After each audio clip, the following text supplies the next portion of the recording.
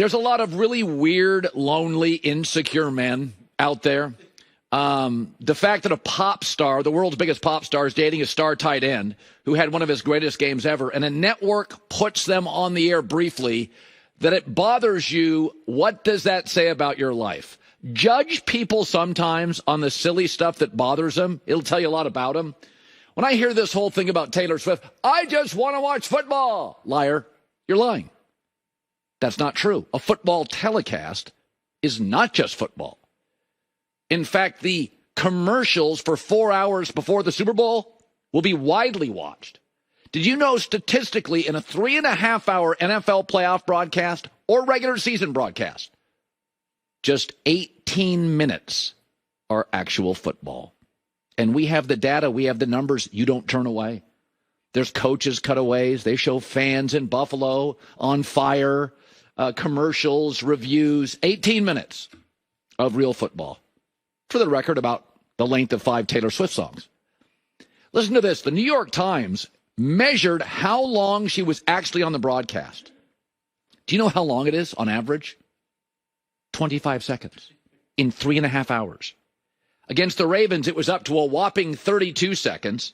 It was 14 Chiefs and Raiders on Christmas, 12 Chiefs and Bengals, 24 seconds, Buffalo, Kansas City. She was on for a minute against the Dolphins, but it was an absolutely awful broadcast. They should have had a concert in the middle of it. That would have been more interesting.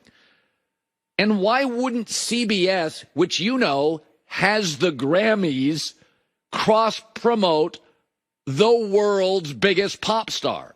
Hey, listen, I worked at the other network. I work at Fox. I've seen us jam people on TV shows I would never watch during football games and sporting events. Don't forget to watch this right after the game. I've already forgot about it. Let's get back to the game.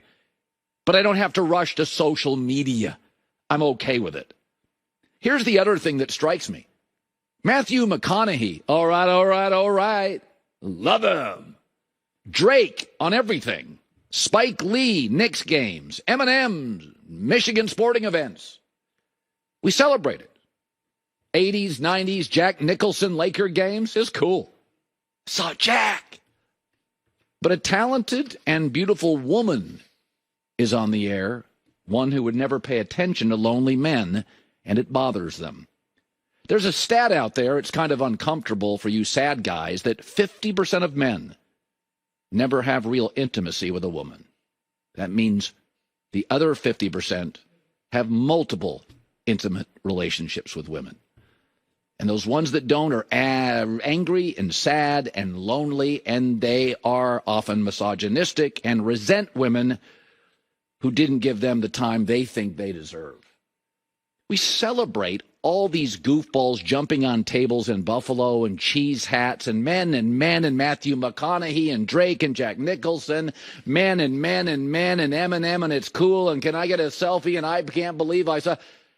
And a young, attractive, beautiful, talented woman comes on for 25 seconds. And you're bothered.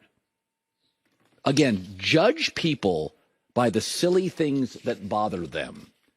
This says nothing, this anger. This says nothing about Taylor Swift. It says everything about the men bothered by it. Let me defend one guy.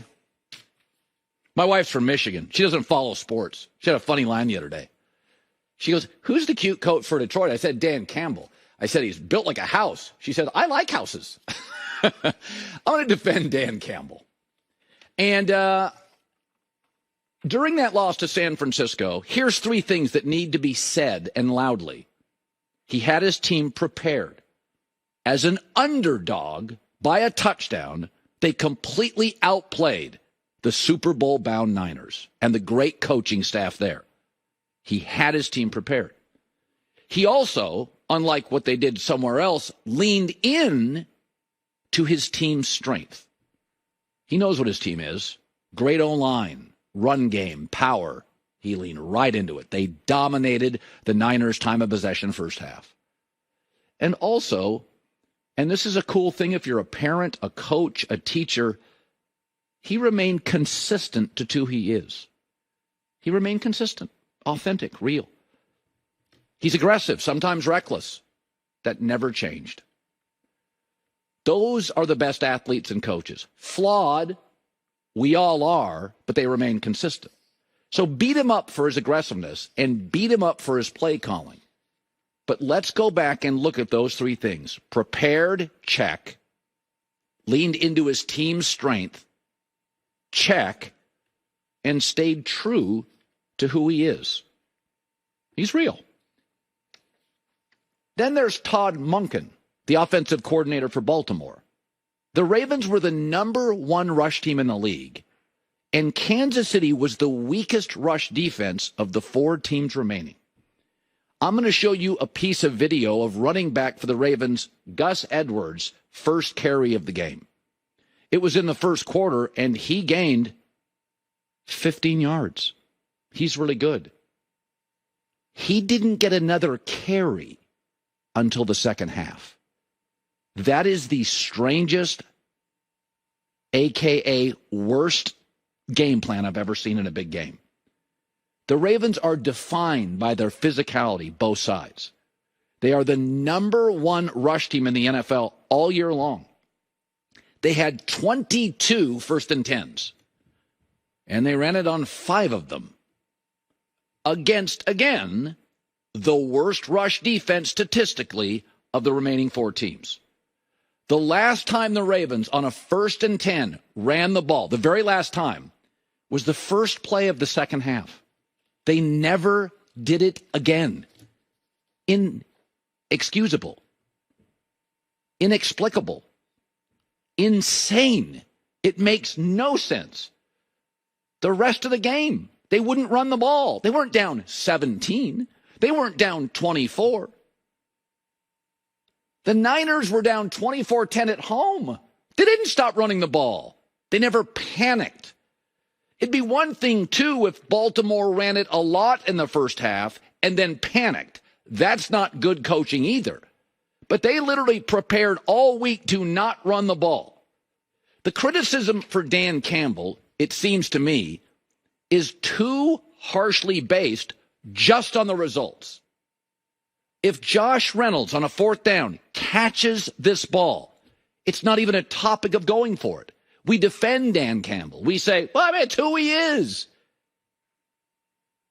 But if Baltimore even had come back to win this game, my takeaway and your takeaway would have been, what the hell are they doing? And run the ball.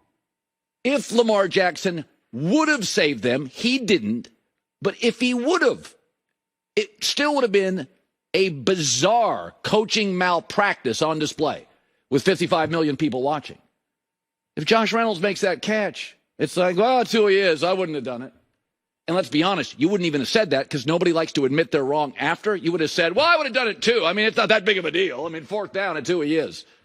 We can beat up on Dan Campbell. Team was absolutely prepared, leaned into what it does well, unlike Baltimore, and he stayed true to who he is. Again, I've said this all year. Campbell's not my favorite coach, but I like people who are honest, true to themselves, don't apologize for who they are. And apologies are just what politicians do.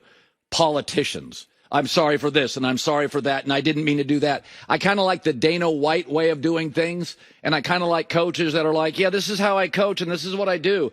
I have no problem with that. People make mistakes. They say the wrong thing. They occasionally do the wrong thing. We're all vulnerable. We're all flawed. I'm okay with Dan Campbell. It's not what I would have called, but I'm okay with who he is.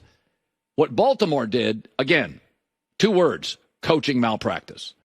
Hi, everybody. It's me, Uncle Colin. Subscribe here to get the latest from the herd, including exclusive behind-the-scenes videos and more, wherever you may be, however you may be watching.